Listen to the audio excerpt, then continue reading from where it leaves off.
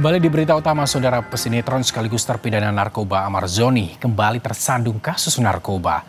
Masa tahanan yang semestinya digunakan untuk berintrospeksi malah disalahgunakan Amar untuk berbisnis gelap dari dalam rutan.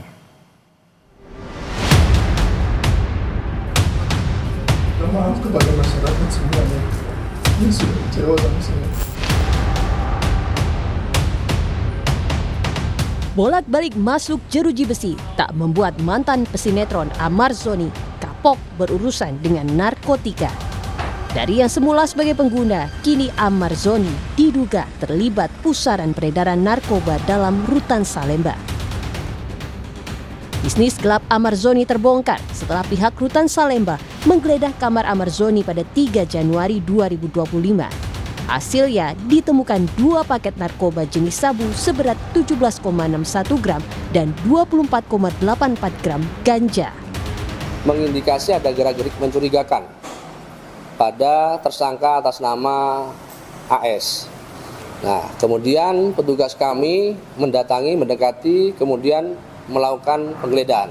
Seperti SOP seperti itu, kita geledah dulu badannya dan alhamdulillah diketemukan narkoba tersebut. Terkuak, Amar diduga berperan sebagai penampung narkotika untuk diedarkan dalam rutan. Akibat kasus ini, Amar Zoni dan jaringan yang diduga terlibat terancam hukuman penjara seumur hidup. Telah menerima tahap 2 tersangka tindak pidana narkotika berjumlah 6 orang tersangka, di mana salah satunya inisial MAA atau alias AJ yang berprofesi sebagai dahulunya aktor ya, si Azat ini sebagai penampung ya.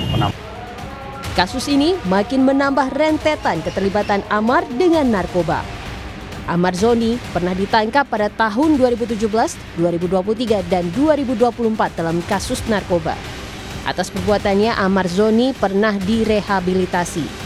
Namun, ia berkali-kali terperosok dalam kejahatan serupa. Tim Liputan, Kompas TV.